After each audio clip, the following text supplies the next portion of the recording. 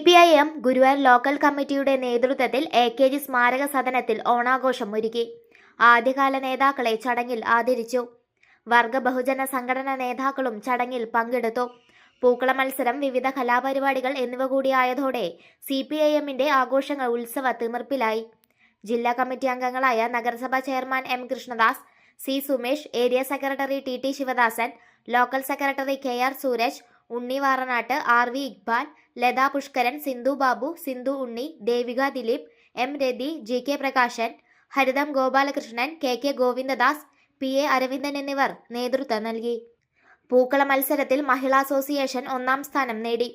CITU മേഖലാ committee 2-ാം സ്ഥാനവും DYFI മേഖലാ കമ്മിറ്റി 3-ാം സ്ഥാനവും നേടി.